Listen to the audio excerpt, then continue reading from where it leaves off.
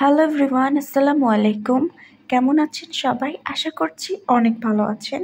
ঋতুস blogging and cooking চ্যানেলে সবাইকে স্বাগতম জানাচ্ছি নতুন আরও একটি ভিডিও দেখার জন্য। তো প্রতিদিনের মতো আজকেও আমি আপনাদের সাথে নতুন একটি ব্লগ নিয়ে হাজির হয়ে গেলাম। তো প্রতিদিনের মতো আজকেও আমি আপনাদের সাথে একটা শর্টকাট ডেইলি ব্লগ শেয়ার করব। তো ব্লগটি দেখতে অবশ্যই চোখ রাখুন, আর আপনাদের কাছে একটা রিকোয়েস্ট করব, ভিডিওটি অবশ্যই পুরোপুরি দেখবেন। পুরোপুরি দেখে যদি ভিডিওটি অনেক বেশি আপনাদের কাছে ভালো লাগে তাহলে ভিডিওটিতে অবশ্যই একটি লাইক দিয়ে দেখা শুরু করবেন। আর ভিডিওটি যদি আপনাদের কাছে অনেক বেশি ভালো লাগে তাহলে চ্যানেলটিকে অবশ্যই সাবস্ক্রাইব করে দিবেন। আর নিত্য নতুন ভিডিও দেখার জন্য আমার এই চ্যানেলে কিন্তু চোখ রাখবেন। তো আজকে আমি আপনাদের সাথে শেয়ার করব একটা বড় নদীর পাঙাশ মাছ, অর্থাৎ পাঙাশ মাছটা আম্মু কিভাবে কেটেছেন সেটাই আজকে আপনাদের সাথে শেয়ার করব।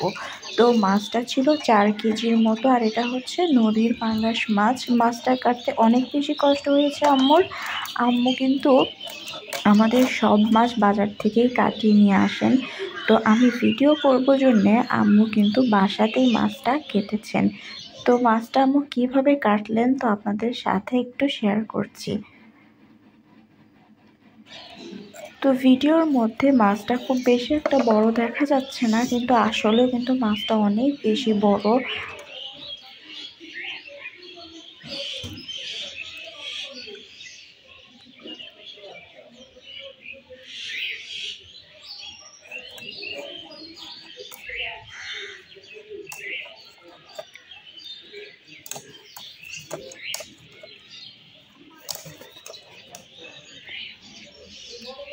তো মাছটা কাটতে আম্মুর অনেক বেশি কষ্ট হয়েছে আর অনেকটা সময় লেগেছে। মাছটা একদম পিচ্ছিল, মাছটা কাটতে একটু বেশি সময় লেগেছে।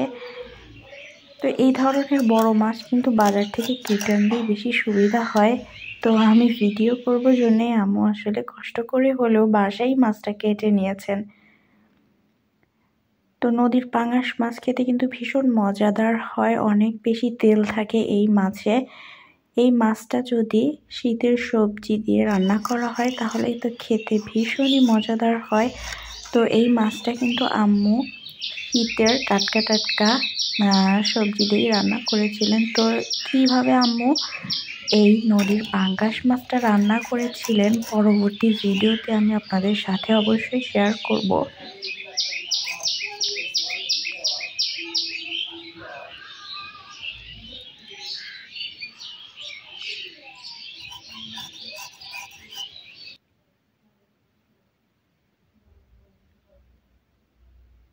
এই যে আম্মু বড় বড় পিস করে মাছগুলো কাটছিলেন। এই পাঙ্গাস মাছ কিন্তু বিভিন্ন রকম করে রান্না করে খাওয়া যায়।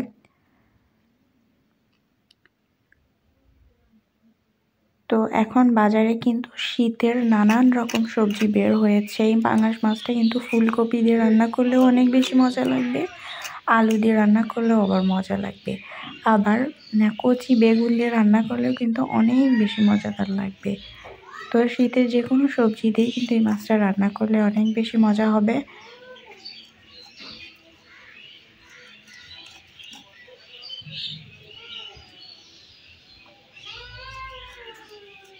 তো এই মাছটা কিন্তু একদম মাংসের মতো হয়ে গিয়েছে, অর্থাৎ মাছটার ওজন ছিল 4 কেজি, আর 4 কেজি হওয়াতে মাছটা একদম মাংসের মতো লাগছিল। তো মাছটা প্রায় কাটা হয়ে গিয়েছে। তো অনেক সময় লেগেছে মাছটা কাটতে। একাদা মাছ ছিল অনেকটাই পিচ্ছিল, আর তারপরে ছিল মাছটা অনেক বেশি বড়। ভিডিওতে কতটুকু লাগছে আমি আপনাদের বোঝাতে পারবো না, তবে সরাসরি মাছটা কিন্তু অনেক বেশি বড় ছিল। তো দেখেন আমি আপনাদেরকে দেখাই, দেখেন মাছের এক একটা পিসের সাইজটা কিন্তু অনেক বড় বড় হচ্ছে।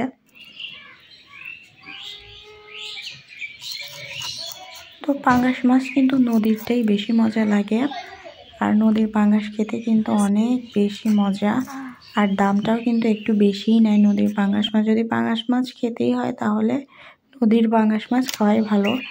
আর নদীর পাঙ্গাস মাছ খেতে কিন্তু খুব একটা গন্ধ লাগে না, নদীর পাঙ্গাস মাছ একদম ফ্রেশ লাগে খেতে। কিন্তু ছোট ছোট পাঙাশ মাছ কিন্তু একদমই ভালো লাগে না। ছোট পাঙাশ মাছ আমরা খাইও না। যদি নদীর বড় পাঙাশ মাছ হয় তবেই কিন্তু আমাদের বাসায় নিয়ে আসা হয়।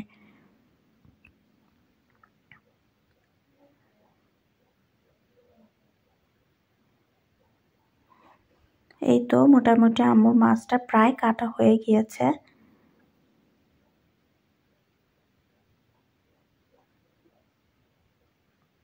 এই যে মাছটা কাটা হয়েছে, আর মাছের মাথাটা কিন্তু আলাদাভাবে কাটা হবে। মাছের মাথাটা বেশ বড়, এটা কাটতেও অনেক বেশি সময় লাগবে। তো শর্টকাট মাছের এই কাটিংটা আমি আপনাদের সাথে শেয়ার করলাম। সবাই ভালো থাকবেন, আল্লাহ হাফেজ।